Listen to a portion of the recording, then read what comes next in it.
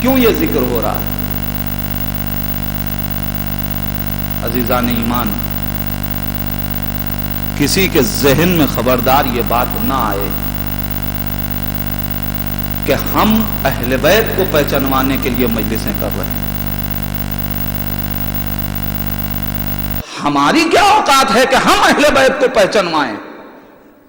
نہ شاعر شعر کہتا ہے اس لیے کہ وہ اہل بیت کو پہچانوائے، نہ خطیب خطابت اس لیے کرتا ہے کہ اہل بیت کو پہچانوائے، نہ مفکر اپنی فکر کو پیش کرتا ہے کہ اہل بیت کو پہچانوائے۔ یہ سارا سلسلہ اس لیے نہیں ہے کہ اہل بیت کو پہچانوائیں، یہ سارا سلسلہ ہم اس لیے انجام دیتے ہیں تاکہ دنیا ہمیں پہچانے کہ ہم کس گروہ سے ہیں۔ یا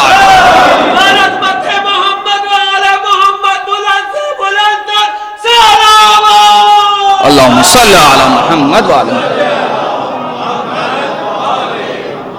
ہم دلیل دینا چاہتے ہیں، یہ ہم جو جلوس نکالتے ہیں یہ اس لیے نہیں نکالتے کہ ہم اہل بیت کو پہچانوانا چاہتے ہیں، یہ جو ہم مجلسیں پڑھتے ہیں اس لیے نہیں کہ ہم دنیا کو بتانا چاہتے ہیں اہل بیت کیا ہیں، نہیں، ہماری کیا اوقات ہے کہ ہم اہل بیت کو پہچانوائیں گے؟ ہم خود کو پہچانواتے ہیں، دنیا ہمیں پہچان لے کہ ہم کس گروہ سے ہیں، ہم کس مکتب فکر سے تعلق رکھتے ہیں۔ ہم اپنی شناخت کے لیے یہ سب کر رہے ہیں تاکہ دنیا ہمیں پہچانے کہ ہم کس گروہ سے ہیں، ہم کس کے ماننے والے ہیں، ہم کس کے چاہنے والے ہیں، ہم کس کے راستوں پہ چلنے والے ہیں۔ ورنہ دلیل کے طور پہ میں آپ سے پوچھنا چاہتا ہوں، میں صرف 4 مصرے پڑھ رہا ہوں، شاعر کا نام آپ بتائیے۔ شاست حسین، بادشاہست حسین، دینست حسین، دیپناست حسین، سرداد نداد دست یزید، حقا کے بنا لا الہ است حسین۔ بتائیے یہ 4 مصرے کس کے ہیں؟ ہر آدمی کہہ رہا ہے خواجہ معین الدین چشتی کے یہ 4 مصرے۔ تو جب یہ بات طے ہو گئی کہ خواجہ کے اشعار ہیں تو خواجہ شاعر ہوں گے تبھی تو شعر کہا، شاعر تھے نا۔ اب میں اس پورے مجمع سے ایک سوال کر رہا ہوں کہ ان 4 مصروں کے علاوہ یہ پورا مجمع مل کے خواجہ کا کوئی ایک مصرع مجھے سنا دے۔ بھئی شاعر تھے تو اشعار کہے ہیں، تو اور بھی تو اشعار کہے ہوں گے۔ میں صرف 4 مصروں کی بات نہیں کر رہا ہوں، میں صرف ایک مصرے کی بات کر رہا ہوں۔ اس 4 مصرے سے ہٹ کے مجھے خواجہ کا کوئی ایک مصرع سنائیے۔ یہ پورا مجمع مل کے خواجہ کا کوئی ایک مصرع نہیں سنا سکا، تو اب مجھے بتائیے کہ خواجہ نے ان 4 مصروں سے حسین کو پہچانوایا یا ان 4 مصروں نے خواجہ کو پہچانوایا؟ ایک صلوات پڑھیں محمد و آل محمد پر۔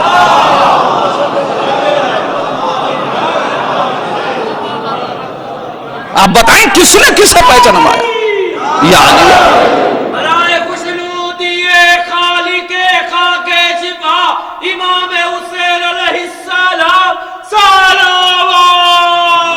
صلی علی محمد و آل محمد۔ اب بتائیے کون کسے پہچانوا رہا ہے؟ شاعر حسین کو پہچانواتا ہے یا اہل بیت اپنے شاعر کو پہچانوا رہے ہیں؟ اگر ان 4 مصروں سے خواجہ نے امام حسین کو پہچانوایا ہو تو پھر خواجہ کے اور بھی مصرے یاد ہونے چاہیے، لیکن ان 4 مصروں سے خواجہ نے حسین کو نہیں پہچانوایا، امام حسین نے خواجہ کو پہچانوایا۔ اور کمال یہ ہے کہ یہ 4 مصرے آپ کی مادری زبان میں نہیں ہے، آپ کی اپنی زبان میں نہیں ہے۔ اگر خلوص شامل ہو جائے تو کسی زبان کا ہو، کسی زمانے کا ہو، کسی مکان کا ہو، اہل بیت صرف اتنا دیکھتے ہیں اگر خلوص سے تم ہماری معرفت کے زینوں پہ قدم رکھ دو گے تو پھر مسئلہ ختم ہو جائے، زمانہ ختم ہو جائے، مگر تمہاری پہچان باقی رہے گی۔ یہ 4 مصرے نہیں ہیں۔ شاست حسین، بادشاہست حسین ہر آدمی پڑھتا، جہاں بھی ذکر حسین ہو رہا ہے وہاں یہ 4 مصرے دہرائے جا رہے ہیں۔ نہ جانے کتنے خلوص سے خواجہ نے یہ 4 مصرے کہہ دیے۔ اب چونکہ موضوع میرا امام حسین نہیں ہے، صرف میں نے دلیل کے طور پہ آپ کے سامنے پیش کیا ہے، لیکن ایک بات کہہ کے آگے بڑھوں گا۔ یہ 4 مصرے کہاں تحریر ہیں؟ آپ نے خواجہ کے کسی دیوان میں پڑھا؟ کہاں سے ملے؟ کسی ایک کو بھی دیوان کا ایڈریس نہیں معلوم کہ خواجہ کے اشعار کے دفتر میں یہ 4 مصرے کہاں لکھے، لیکن یہ سب کو پتا ہے کہ خواجہ نے اپنی دیوار پہ یہ 4 مصرے کندہ کروا رکھے۔ میرا جی چاہتا ہے کہ خواجہ سے پوچھ لوں، اے خواجہ، آپ کی کتاب میں تو یہ مصرے ہیں، تو دیوار پہ کیوں لکھوایا؟ اور آپ کی کتاب میں نہیں تو نہ جانے کتنی کتابوں میں یہ مصرے ہیں، تو آپ نے دیوار پہ کیوں لکھوا دیا؟ عجب نہیں روح خواجہ آواز دے کہ ہمیں معلوم ہے کچھ لوگ کتابوں کی لکھی ہوئی فضیلتوں کو مٹا دیتے ہیں، کتابوں کی لکھی ہوئی فضیلتوں کو مٹا دیتے ہیں۔ ہم نے خانہ کعبہ سے یہ درس حاصل کیا، علی کی جس فضیلت کو اللہ نے خانہ کعبہ کی دیوار پر لکھ دیا ہے اسے قیامت تک کوئی مٹا نہ سکا۔ ایک صلوات پڑھ دے محمد و آل محمد۔ بہرحال میری گفتگو یہ ہے کہ انسان کیسے پہچانے، کون پہچنوائے گا؟ شاعر نہیں پہچنوا سکتا۔ ہم یہ سارا کام اس لیے کرتے ہیں کہ دنیا ہمیں پہچانے۔ ابھی تو عالم بشریت کی بات ہو رہی ہے، صرف عالم بشریت نہیں، اگر آپ عالم بشریت سے اٹھ کے جائیں، فرشتوں کی مجال ہے کہ اہل بیت کو پہچنوائیں؟ نہیں عزیزان ایمان، فرشتے اہل بیت کو نہیں پہچنوا سکتے۔ اہل بیت کے دروازے پہ یہ ہر بار اس لیے اترے کہ یہ پہچانے جائیں۔ میں دلیل دینا چاہتا ہوں، فرشتے نہ جانے کتنے ہیں، لیکن بتائیے آپ کو رضوان جنت کا نام کیوں یاد ہے، فردوس کا نام کیوں یاد ہے، جبریل کا نام کیوں یاد ہے؟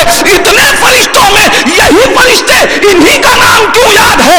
اصل میں یہ فرشتے در اہل بیت پہ اہل بیت کو پہچانوانے نہیں آئے تھے، اپنے کو پہچانوا رہے تھے۔ صلوات بر محمد و آل محمد۔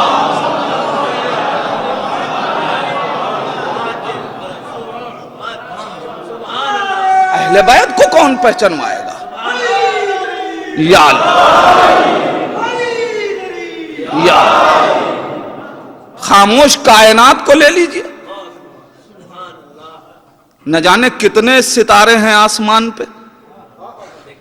آپ پوچھئے مشتری کا نام کتنے بچوں کو معلوم ہے، عطارد کا کتنے لوگوں کو نام معلوم ہے؟ یہ سب تو آسمان کے ستارے ہیں، لیکن ایک ستارہ جو در زہرا پہ اتر گیا، ہر آدمی کو اس ستارے کا نام معلوم ہے۔ اس کا مطلب یہ ہے کہ ستارہ بھی اہل بیت کو نہیں پہچانوا رہا ہے، اہل بیت کے دروازے پہ آیا ہے تاکہ یہ پہچانا جائے۔ عزیزان ایمان، اس پوری تمہید کے بعد جو پیغام دینا چاہتا ہوں، یعنی پوری کائنات مل کے ساری عالم انسانیت کو ایک میسج دے رہی تھی، ایک پیغام دے رہی تھی کہ اگر چاہتے ہو کہ تمہاری شناخت بن جائے تو در اہل بیت پہ چلے آنا، پھر نہ کسی پارٹی کی ضرورت ہوگی، نہ کسی بیساکھی کی ضرورت ہوگی۔ اس در پہ آ کر کے صرف تم جب عیسائی کر دو تو پھر یاد رکھنا، اگر تمہیں دنیا مٹانا بھی چاہے گی تو کبھی میسم بن کے پہچانے جاؤ گے، کبھی سلمان بن کے پہچانے جاؤ گے، کبھی قمر بن کے پہچانے جاؤ گے۔ ایک صلوات پڑھ دیں محمد و آل محمد۔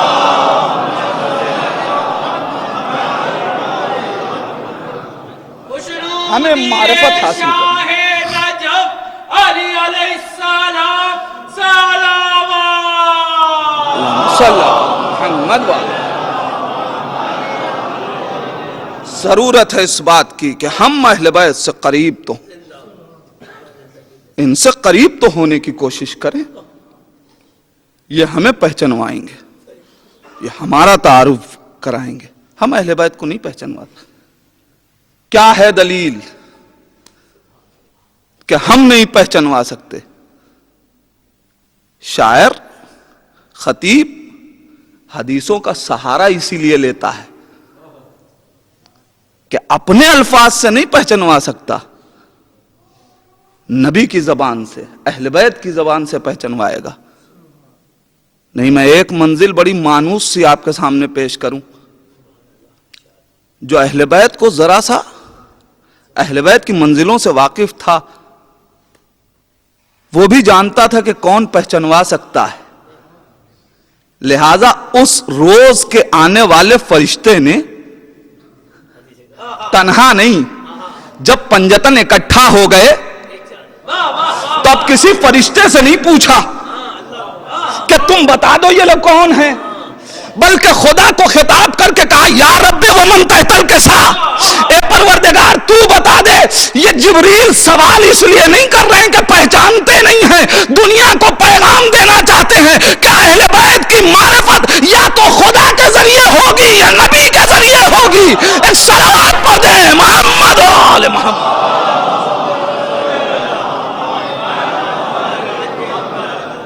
یا رب ومن تحت الکسا، اے میرے پروردگار یہ چادر کے نیچے کون ہے؟ تو اب اگر پہچاننا ہے کوثر کو، اگر فاطمہ کو، اگر سیدہ کو، اگر بہجت مصطفیٰ کو پہچاننا ہے، عجیب خطاب ہے بی بی زہرا کا، معرفت کے زینوں پہ قدم رکھنے کے بہت سے راستے ہیں، ان میں سے ایک راستہ یہ ہے کہ اہل بیت کے القاب کو پہچاننے کی کوشش کیجئے۔ یہ ایک ایک لقب نہیں ہے، یہ ایک ایک معرفت کا باب ہے۔ بہجت و قلب مصطفیٰ، یہ پیغمبر اسلام کے دل کی خوشی، ظاہری خوشی کی بات نہیں ہو رہی ہے، دل کی گہرائیوں سے جو خوشی ہو وہ الگ ہوا کرتی ہے۔ ہو سکتا ہے کہ کوئی نبی کی ظاہری خوشی کا سبب بن جائے، مگر دل کی گہرائیوں کی خوشی کا نام ہے فاطمہ۔ ہم پہچاننے کی تو کوشش کریں، قریب ہونا چاہیے۔ ہم پہچان نہیں سکتے، میں دلیل رکھتا ہوں، انشاءاللہ آپ کے سامنے بیان کروں گا۔ بی بی سیدہ کی کنہ حقیقت کو کوئی نہیں پہچان سکتا، صفات کو پہچانا جا سکتا ہے، صفات سے قریب ہوا جا سکتا ہے۔ میں نے جس سورے کو عنوان سخن قرار دیا ہے، اس میں بھی اسی عظمت کو پہچانوایا جا رہا ہے۔ ایک رخ میں نے کل آپ کے سامنے پیش کیا کہ انا کے ذریعے سے، الف وحدہ کے ذریعے سے خدا نے اپنی طرف نسبت دے کر کے فاطمہ کی عظمتوں کو پہچانوایا۔ اب آج دیکھیے خدا پھر پہچانوا رہا ہے۔ بسم اللہ الرحمن الرحیم، انا اعطیناک الکوثر، اے میرے پیغمبر ہم نے آپ کو کوثر عطا کیا، فصل لربک وانحر، اب آپ اپنے پروردگار کی عبادت کریں اور قربانیاں دیں۔ عزیزان ایمان، عربی میں جب ایک جملہ دوسرے جملے کے بعد لفظ فا کے ذریعے سے عطف کیا جاتا ہے تو اس کا مطلب یہ ہے کہ اب کوئی تاخیر نہیں ہونی چاہیے۔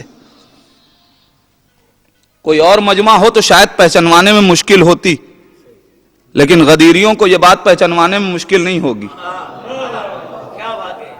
میں مولائے کائنات نے کیا کہا تھا، رسول اسلام نے کیا کہا تھا، من کن تو مولا ہو فہذا،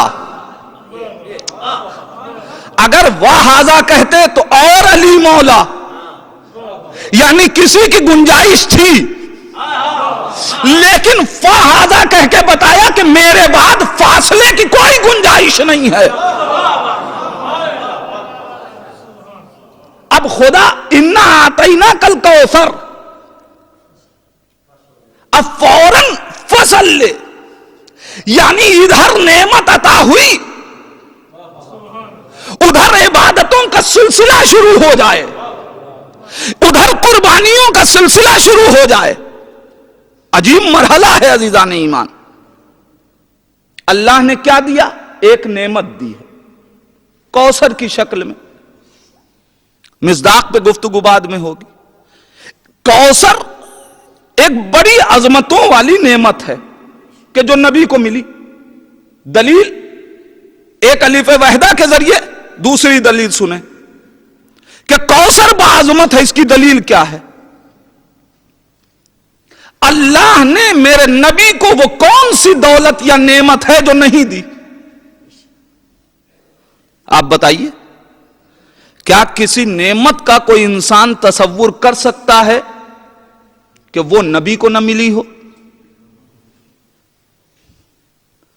الحمدللہ مکتب اہل بیت میں سانس لینے والا کوئی یہ مان ہی نہیں سکتا کہ کوئی نعمت ہو جو نبی کو نہ ملی ہو.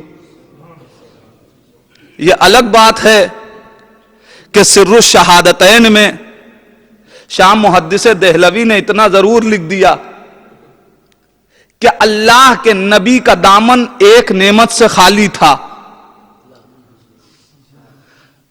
اور وہ نعمت کون؟ نعمت شہادت. اب بات آ گئی ہے تو صرف جلدی سے اس گفتگو تمام کر دوں. نعمت شہادت سے خالی تھا. اللہ نے جب چاہا کہ اپنے نبی کے دامن میں وہ فضیلت پہنچائے تو چونکہ شہادت دو طریقے کی ہے، ایک علنی شہادت، ایک پوشیدہ شہادت، ایک تلوار کی شہادت، ایک زہر کی شہادت. لہذا اللہ نے اپنے نبی کے دو نواسوں کو منتخب کیا اور حسن کو زہر کے ذریعے سے شہادت ملی اور یہ شہادت رسول کے دامن میں پہنچی. حسین کو تلوار کے ذریعے سے شہادت ملی اور یہ شہادت رسول کے دامن میں پہنچی. شاہ محدث دہلوی، آپ نے یہی تو لکھا کہ نبی کا دامن شہادت جیسی فضیلت سے خالی تھا. حالانکہ میری بات نہیں ہے، اس لیے کہ میں تو نہیں سمجھ سکتا کہ جس نبی کی محبت کسی مسلمان کے دل میں ہو وہ اگر گھر میں بھی مر جائے تو وہ شہید ہو جائے مگر نبی شہید نہ ہو. لیکن شہادت کی فضیلت کے لیے انہوں نے تحریر فرمایا کہ اللہ نے دونوں نواسوں کا انتخاب کیا اور ان کے ذریعے نبی کے دامن میں فضیلت پہنچی. شاہ محدث دہلوی پھر مجھے کہنے دیجئے، جب اللہ کے نبی کا دامن کسی فضیلت سے خالی ہو تو اللہ بغیر حسنین کے وسیلے کے وہ فضیلت نبی کو نہ دے تو پھر مسلمانوں کا دامن اگر کسی فضیلت سے خالی ہو تو بغیر اہل بیت کے وسیلے کے یا علی کیسے مل سکتی ہے فضیلت؟ لیکن فیصلہ آپ کے حوالے کر رہا ہوں. انہوں نے لکھا کہ شہادت امام حسن کو زہر سے ملی، شہادت پہنچی رسول کے دامن میں. امام حسین کو تلوار سے شہادت پہنچی رسول کے دامن میں. یعنی حسن کی شہادت اب حسن کی شہادت نہیں ہے بلکہ یہ رسول کی شہادت ہے.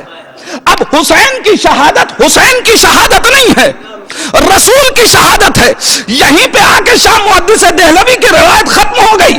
میں جملوں کو آگے بڑھانا چاہتا ہوں، فیصلہ دینا چاہتا ہوں. شاہ محدث دہلوی جب آپ نے یہ فرمایا کہ حسن کی شہادت رسول کی شہادت، حسین کی شہادت رسول کی شہادت، تو پھر یہ بھی تو ماننا پڑے گا کہ حسن کا قاتل رسول کا قاتل، حسین کا قاتل رسول کا قاتل.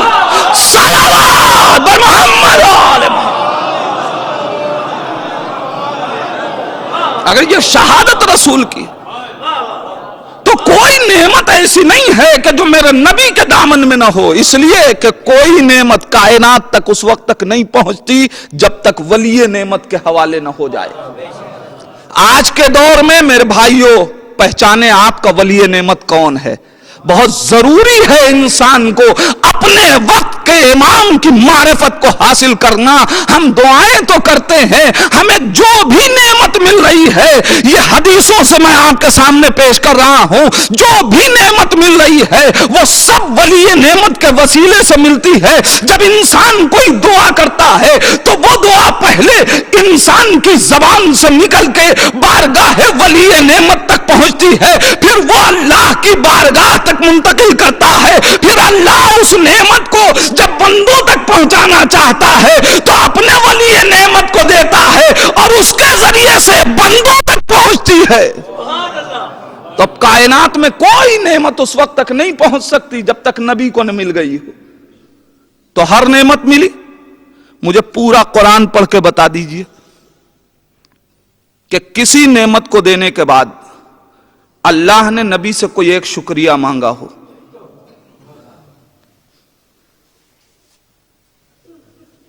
کوئی ایک نعمت. پالنے والے تو نے اپنے نبی کو کیا کیا نعمتیں دی؟ تو کائنات میں جتنی نعمتیں ہیں وہ سب نبی کو دی نا. آئیے گینے. قرآن نے فوراً منع کر دیا, خبردار لا تعدوا نعمت اللہ, خبردار اللہ کی نعمتوں کو شمار نہ کرنا, اس لیے کہ اگر تم نے شمار کیا تو احسان نہیں کر سکتے. کیا کریں, قرآن کی ہر آیت میں اہل بیت کی فضیلت ہے. عزیزان ایمان, یہ لہجہ دو ہی جگہ ملا, یا تو قرآن کی آیت میں یا نبی کی حدیث میں. قرآن کی آیت میں اللہ نے کہا کہ نعمتوں کو شمار نہ کرنا, اس لیے کہ تم شمار نہیں کر سکتے. نبی کی حدیث میں آیا کہ علی کی فضیلتوں کو شمار نہ کرنا, اس لیے کہ تم شمار نہیں کر سکتے. اب دنیا ہم سے پوچھتی ہے نا, آپ کے مولا میں کتنی فضیلتیں ہیں, تم کائنات کی نعمتیں گن کے بتا دو, ہم علی کی فضیلتیں شمار کر کے بتا دیں گے. صلوات بر محمد.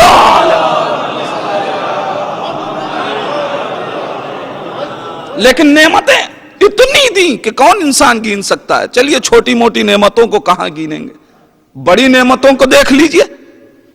یا رسول اللہ کون سی بڑی بڑی نعمتیں آپ کو دی گئیں؟ قرآن سے کوئی بڑی نعمت, رسالت سے بڑی نعمت, خاتمیت سے بڑی نعمت. آپ سوچیں, وہ نبی کہ جس کے قلب پہ اللہ نے قرآن اتارا, مجھے بتائیے کہ قرآن اتارنے کے بعد اللہ نے کہا ہو کہ نبی شکریہ ادا کرو. یہ شکریہ ہی تو ہے کہ یہ نعمت دے رہے ہیں, تم یہ اور یہ کرو. تو شکریہ کے طور پہ اللہ دو نعمتیں, دو شکریہ مانگ رہا ہے نا نعمت کے, کوثر کے. مگر قرآن کو نازل کر کے اللہ نے کوئی شکریہ نہیں مانگا. رسالت دی, نبی سے کوئی شکریہ مانگا؟ کوئی شکریہ نہیں مانگا. خاتمیت عطا کی, کوئی شکریہ مانگا؟ کوئی شکریہ نہیں مانگا. عزیزان ایمان ذرا احساس تو کریں کہ قرآن جیسی نعمت دے کے اس خدا نے ایک شکریہ بھی نہیں مانگا. نبوت دے کے کوئی شکریہ نہیں مانگا. خاتمیت دے کے کوئی شکریہ نہیں مانگا. رسالت کے آخری منصب پہ فائز کر کے کوئی شکریہ نہیں مانگا. ساری نعمتیں دے کے جس خدا نے اپنے نبی سے کوئی ایک شکریہ نہ مانگا. کوثر نہ جانے کتنی بڑی نعمت تھی کہ ایک نہیں دو دو شکریہ مانگے. نبی سے اللہ مانگ رہا ہے. پالنے والے, وہ کون سی نعمت ہے کہ جو آج تک تو نے میرے نبی کو دی ہو اور نبی نے اس کا شکریہ ادا نہ کیا ہو؟ کیا کوئی سوچ سکتا ہے کہ اللہ نے کوئی نعمت دی ہو اور نبی نے شکریہ ادا نہ کیا ہو؟ کوئی سوچ ہی نہیں سکتا. جو کائنات کو شکریہ کرنے کا سلیقہ سکھا رہا ہو, کیا یہ ممکن ہے کہ وہ نبی نعمتیں پا کے شکریہ نہ ادا کرے؟ تو شکریہ تو نبی ادا کر رہا تھا. پھر پالنے والے, تو نے اب یہ نعمت دے کے شکریہ مانگ کیوں لیا؟ خاموش رہ جاتا جیسے ساری نعمتوں پہ نبی نے شکریہ ادا کیا, ویسے ہی کوثر پہ بھی نبی شکریہ ادا کرتا. پالنے والے, کیا نبی کو اس نعمت کا اندازہ نہیں تھا؟ خدا آواز دے گا کہ نادان, میں نبی کو ایسی کوئی نعمت کیسے دے دوں؟ اور وہ کون سی نعمت ہوگی کہ جس کا اندازہ نبی کو نہ ہو؟ نبی کی معرفت میں کوئی کمی تصور ہی نہیں کی جا سکتی. تو نبی تو پہچانتا تھا, تو پالنے والے وہ تو شکریہ ادا کرتا, پھر مانگا کیوں؟ مانگا کیوں؟ عجب نہیں قدرت آواز دے کہ نادان مانگا اپنے نبی کے لیے نہیں, مانگا امت کو پہچانوانے کے لیے. نبی تو اس نعمت کی عظمت سے واقف تھے, میں عام لوگوں کو پہچانوانا چاہ رہا تھا. عالم بشریت پہچانے کہ کوثر کس نعمت کا نام ہے, کہ جس نعمت پہ نبی سے دو شکریہ مانگا گیا. اگر تم نے نعمت کو نہ پہچانا تو شکریہ کیسے ادا کرو گے؟ صلوات بر محمد.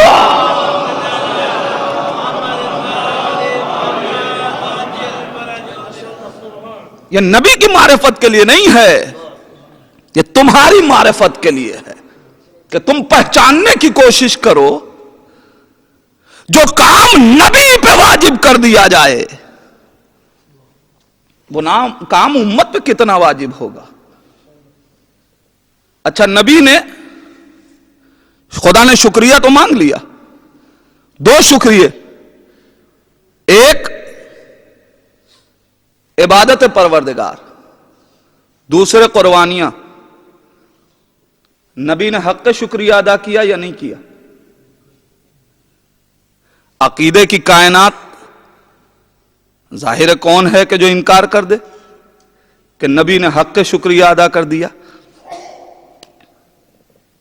لیکن کوئی دلیل ہو نا کہ نبی نے حق شکریہ ادا کر دیا. کیسے پتا چلے کہ کسی نعمت کا حق ادا ہو گیا شکریہ کا؟ نعمت دینے والا نعمت دے رہا ہے, نعمت لینے والا شکریہ ادا کر رہا ہے. مثال کے طور پہ کسی صاحب نے کوئی قلم کسی کو دے دیا اور اب اس نے شکریہ ادا کرنا شروع کیا. اب بہت بہت شکریہ آپ کا, آپ نے مجھے قلم عطا کیا. پھر ملے پھر شکریہ ادا کیا, پھر ملے پھر شکریہ ادا کیا. اب دینے والا نعمت کا اگر یہ کہہ دے کہ بھائی بہت ہو گیا, اب ضرورت نہیں ہے, تو اب ہر انسان یہ مان لے گا کہ اس نے حق شکریہ ادا کر دیا. پوری توجہ عزیزان ایمان, حق شکریہ ادا کر دیا. نعمت دینے والا اگر شکریہ سے روک دے تو اب حق ادا ہو گیا. عزیزان ایمان, اللہ کے نبی کو اللہ نے نعمت دی کوثر کی, دو شکریہ مانگے, ایک عبادت دوسرے قربانی. میرا نبی راتوں کو اٹھ اٹھ کے عبادت کر رہا ہے, سجدے پہ سجدہ کر رہا ہے, رکوع پہ رکوع کر رہا ہے. ایک دن آواز قدرت آئی, یا ایھا المزمل قم اللیل الا قلیلا. اے میرے پیغمبر راتوں کو اٹھ کے عبادت کیا کیجئے مگر ذرا کم کیا کیجئے. نبی کو اس نے جس نے نعمت دی تھی نمازوں سے روک کے بتا دیا, نبی نے حق شکریہ ادا کر دیا. صلوات بر محمد.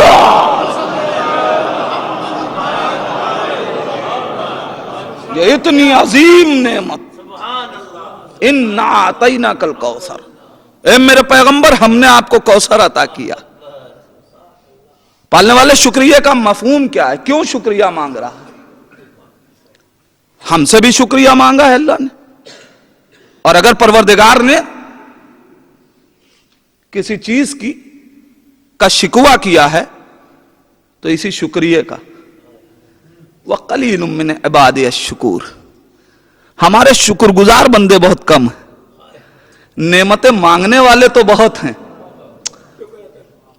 نعمتوں کا شکر ادا کرنے والے کم ہیں. ہماری جانیں قربان ہو جائیں اہل بیت پہ, ہماری جانیں قربان ہو جائیں اہل بیت پہ. ساری کائنات جن کے صدقے میں بنائی گئی تھی انہوں نے دنیا سے کیا لیا؟ ذرا آپ احساس کریں اس منزل کو. چونکہ فاطمہ اسوہ کائنات ہیں, اہل بیت کی منزلوں کو دیکھیں جن کے لیے سب بنایا گیا تھا. وہ اگر ساری چیزوں کو مصرف کرتے رہتے تب بھی کسی کو ٹوکنے کا حق نہیں تھا, مگر اس کے باوجود کائنات سے لیکن اللہ نے جس پروردگار نے سب کچھ انہی کے لیے بنایا تھا، انہوں نے اس کو بھی حاصل نہ کر کے اتنا شکریہ ادا کر دیا کہ خود پروردگار بھی انہی بندوں کا شکر گزار بن گیا۔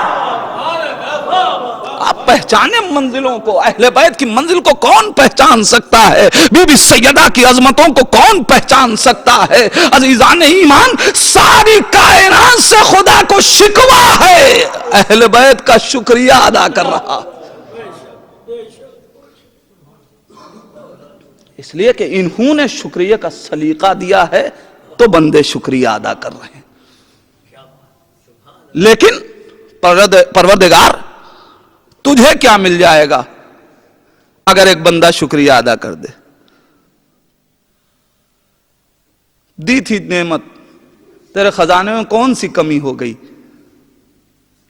کیوں شکریہ مانگ لیا؟ نہ مانگتا، خدا آواز دے گا تم نے فلسفہ نہیں پہچانا شکریہ کا، میں نے اس لیے نہیں دیا شکریہ مانگا۔ بھئی شکریہ کا مطالبہ دو علتوں سے ہوتا ہے۔ ایک اس لیے انسان نعمت دینے والا شکریہ مانگتا ہے تاکہ لوگ سمجھ جائیں کہ انہوں نے کچھ دیا ہے۔ دوسرے، اسے اس بات کا احساس ہو کہ ہم نے احسان کیا۔ انشاءاللہ یہاں ایسے حالات نہیں ہیں، لیکن بعض جگہوں پہ ایسی صورتحال ہوتی۔ اس سال تو چندہ دے دیا، آئندہ سال لینے پہنچے، آپ نے ہمارا نام لسٹ میں نہیں رکھا تھا، آپ نے کس کے لیے چندہ دیا تھا؟ یہ ایک مرحلہ ہے عزیزان ایمان، ہمیں پہچاننا چاہیے۔ ارے ساری کائنات نہ جانے، وہ تو جان رہا ہے، لیکن انسان شکریہ اسی لیے تو مانگتا ہے، تو پروردگار اس لیے شکریہ کیوں مانگے گا؟ اس لیے کہ کون ایسا انسان ہے کہ جو اس کے احسان تلے دبا نہیں ہے؟ اور کسے بتانا ہے کہ وہ محسن ہے؟ تو پروردگار تو شکریہ کیوں مانگ رہا ہے؟ کہ میں نے قرآن میں یہ فلسفہ رکھ دیا تاکہ بندہ پہچان لے میں نے اپنی خدائی کے اظہار کے لیے شکریہ نہیں مانگا۔ ارے تم سجدہ کرو یا نہ کرو، تم شکریہ ادا کرو یا نہ کرو، میں خدا رہوں گا، ورنہ خدا انہیں کبھی نعمت نہ دیتا کہ جو نمازیں نہیں پڑھتے، جو شکر گزار نہیں ہیں۔ لیکن اللہ اس لیے دے رہا ہے کہ وہ اگر اپنی بندگی سے پھر جائے تو کیا ہم بھی اپنی خدائی چھوڑ دیں؟ عزیزان ایمان، یہی تو الہی فلسفہ ہے۔ اہل بیت نے بھی ہر منزل پہ لوگوں کی مدد اسی لیے کی کہ اگر وہ اپنی اس غلامی سے پھر جائے تو کیا اہل بیت بھی اپنی رہبری چھوڑ دیں؟ یہاں شکریہ کے لیے نہیں کیا جا رہا ہے۔ اب خدا شکریہ کیوں مانگ رہا ہے؟ اللہ نے ایک علت بیان کی، بسم اللہ الرحمن الرحیم، لئن شکرتم لازیدنکم، اگر تم شکریہ ادا کرو گے تو نعمتوں میں اضافہ کریں گے۔ عزیزان ایمان، اب میں تمہیدی منزلیں اس کے لیے زیادہ آپ کے سامنے بیان نہیں کروں گا، آپ سب جانتے ہیں کہ انسان جس نعمت کا بھی شکریہ ادا کر دے، پالنے والے یہ شکریہ کیا ہے، کیسے ادا ہوگا؟ اگر ہمیں معلوم ہی نہ ہو تو ہم کیسے ادا کریں گے؟ تو علماء عرفان نے بتایا کہ استعمال الشیء علی موقعہ ہی شکر، نعمت کا استعمال اس کے صحیح موقع پہ، یہی اس نعمت کا شکریہ ہے۔ دولت کو صحیح موقع پہ مصرف کر دو، یہ دولت کا شکریہ ہے۔ طاقت کو صحیح موقع پہ مصرف کر دو، یہ طاقت کا شکریہ ہے۔ زبان کو صحیح موقع پہ مصرف کر دو، یہ زبان کا شکریہ ہے۔ تم شکریہ ادا کرتے چلے جاؤ گے، اللہ نعمتوں میں اضافہ کرتا چلا جائے گا۔ اللہ نے اپنے لیے شکریہ نہیں مانگا، ایک بہانہ چاہا تاکہ بندے کو کچھ اور دے سکے۔ اللہ اللہ نے شکریہ اس لیے مانگا کہ ہم بندوں کو کچھ اور عطا کر سکے. اے پالنے والے, تو نے شکریہ کے لیے کہا کہ اگر تم شکریہ ادا کرو گے تو نعمتوں میں اضافہ کر دیں گے. بی بی فاطمہ الزہرا سلام اللہ علیہا کے لیے وہ عظیم نعمت کہ جو تو نے نبی کو دی, نبی سے شکریہ مانگا, نبی شکریہ ادا کرتے رہے. اے پالنے والے, اس نعمت میں اضافہ کیسے ہوگا؟ کہا دنیا یہ سمجھے گی کہ یہ ایک بیٹی ہے, اسی کے ذریعے سے 11 امامتیں آئیں گی, اسی کو دنیا دیکھتی چلی جائے گی. اب سمجھ میں آیا عزیزان ایمان, ساری طاقتیں مل کے سادات کو ختم کرنے کی کوشش میں لگی رہی, مگر آج تک جہاں بھی دیکھیے وہاں سادات کیوں نظر آ رہے ہیں؟ یہ نبی کے شکریہ کا جزا تھی کہ اللہ شکریہ کے طور پہ سیدوں میں اضافہ کرتا چلا گیا, اس لیے کہ نبی شکریہ ادا کر رہے تھے. صلوات بر محمد. آج ساری کائنات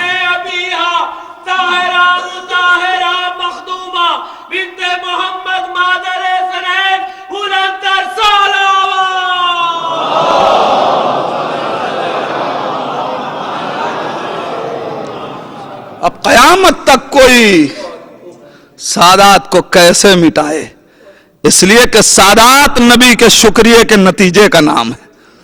نہ نبی کا شکریہ ختم ہوگا نہ سادات ختم ہوں گے. یہ ایک نعمت کے شکریہ کی جزا تھی. 2 شکریہ مانگے, اب وقت نہیں ہے. ایک تو عبادت, دوسرے قربانی.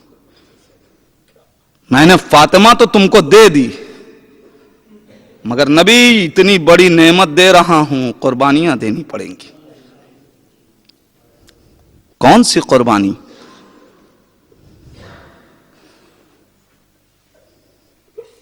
اس بیٹی کے لیے بڑی قربانیاں نبی نے دی. حق شکریہ بھی نبی نے ادا کر دیا. نبی جب تک خود زندہ رہے قربانیاں دیتے رہے. نبی کے بعد نبی کی وارث بن کے نبی کی بیٹی نعمت کے شکریہ کے لیے قربانیاں دیتی رہی. بی بی فاطمہ کے بعد مولائے کائنات قربانیاں دیتے رہے. مولائے کائنات کے بعد امام حسن نے قربانیاں دی. حق شکریہ کب ادا ہوگا؟ جب معبود خود روک دے. حسین کربلا میں فاطمہ کی نعمتوں کا شکریہ ادا کرنے آ گئے. کبھی جوان بیٹے کا داغ اٹھایا, کبھی 6 ماہ کے بچے کی لاش اٹھائی, کبھی برابر کے بھائی کے شانے اٹھائے, کبھی بھائی حسن کی نشانی کے پامال ٹکڑے اٹھائے. حسین شکریوں پہ شکریہ ادا کر رہے ہیں.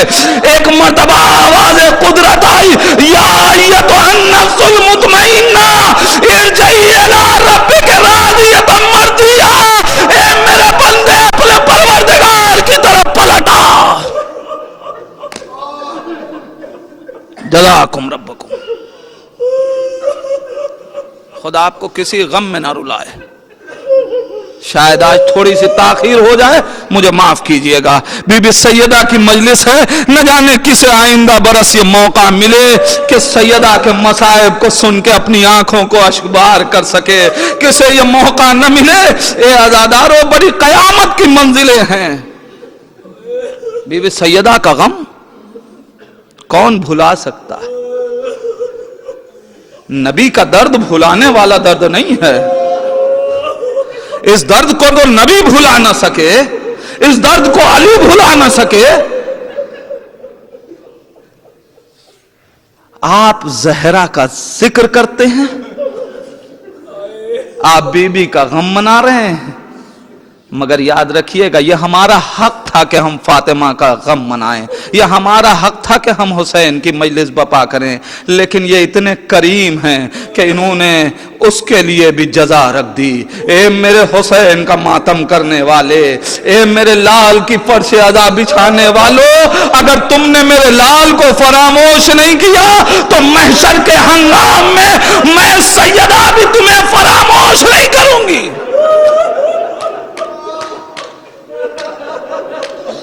जिसे शफाअत की ख्वाहिश है वो हुसैन के नाम पे आंसू बहाए, जिसे हुसैन से शफाअत चाहिए वो फातिमा के नाम पे आंसू बहाए। जज़ाकुम रब्बुकुम। मौला इमाम ज़माना आइए, पुरसा ले लीजिए। कुछ गरीब बैठे हुए गिरिया कर रहे हैं, ए मौला इमाम हुसैन, ये मस्जिद आपके नाम से मंसूब है, ये आपके नाम से मंसूब है, और आपके नाम से जो जगह मंसूब है वहां आज आपकी मादर गिरामी की फर्श अदा बिछी है। मौला करबला से आ जाइए। अज़ादारो, इंसान बयान नहीं कर सकता बीबी सैयदा की वो मुसीबत है कि जिस पे हर मासूम ने आंसू बहाया। मैं सिर्फ एक वाकया रोने के लिए काफी होगा।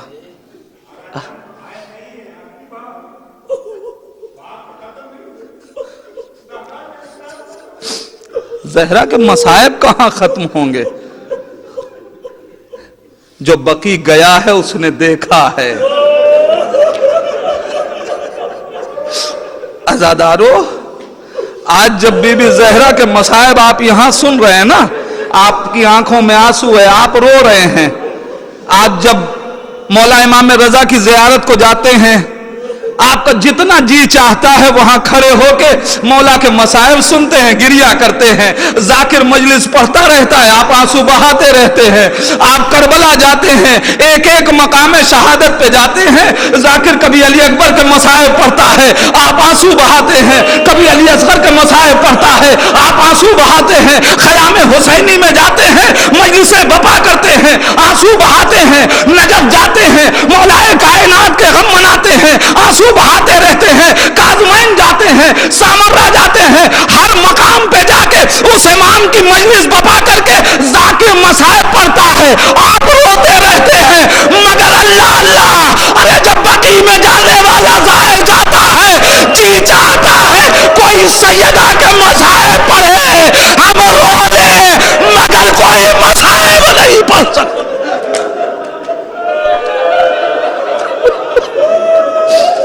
किसी को इजाजत नहीं है। हाँ, जब सब खामोश रहते हैं तो कब्र की गुर्बत सैयदा के मसाइब पढ़ती है। ए मेरी जद्दा के आने वालों, ए मेरी साहिब कब्र की ज़ियारत को आने वालों, देखो ये फातिमा की कब्र है।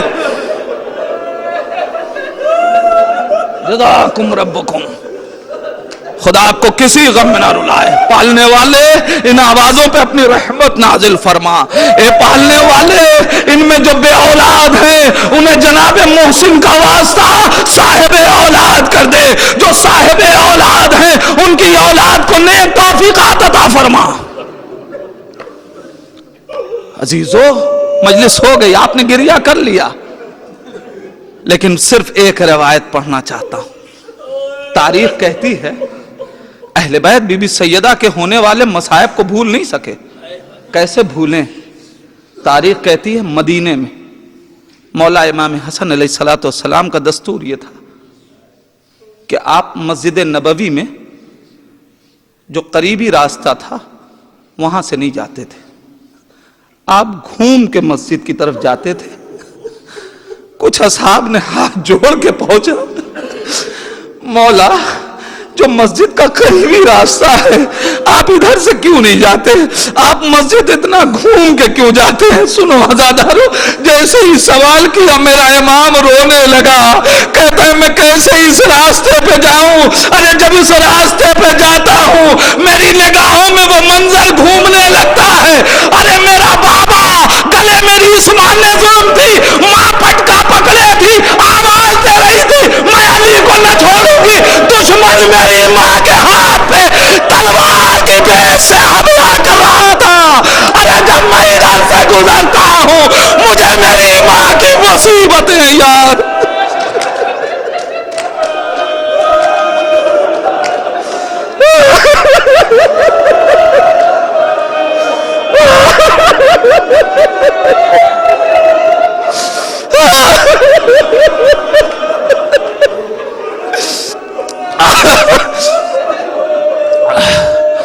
انا للہ و انا الیہ راجعون رضن بقضائہ و تسلیما لامرہ. بار اللہ تجھے واسطہ ہے محمد و آل محمد کا، ہم سب کو بی بی سیدہ کے عزادار میں شمار فرما. پالنے والے تجھے واسطہ ہے محمد و آل محمد کا، ہم سب پہ اہل بیت کی نگاہ کرم فرما. بار اللہ تجھے واسطہ ہے محمد و آل محمد کا، ایک لمحے کے لیے بھی ہمیں اہل بیت سے جدا نہ کرنا. پالنے والے تجھے واسطہ ہے محمد و آل محمد کا، جہاں جہاں بھی شیعان حیدر کرار ہیں ان کی جان مال عزت آبرو کی حفاظت فرما. علماء کرام آیات اعظام کا سایہ ہمارے سروں پہ سلامت رکھ. بار اللہ تجھے واسطہ ہے محمد و آل محمد کا. پالنے والے جو بھی قید ہیں انہیں بی بی زہرا کے واسطے سے دعا ہے، انہیں جلد از جلد رہائی عطا فرما. بار اللہ تجھے واسطہ ہے محمد و آل محمد کا، ہم سب کو اہل بیت کے لیے عزت کا سبب قرار دینا، ذلت و رسوائی کا سبب قرار نہ دینا. پالنے والے وارث زہرا امام زمانہ کے ظہور میں تعجیل فرما. اندر ظہور اتنی توفیق دے کہ ہم امام کو پہچان سکیں. اسی امام کا واسطہ ہم کو ان کے آوان و انصار میں شمار فرما. ربنا تقبل منا انک انت السمیع الدعاء.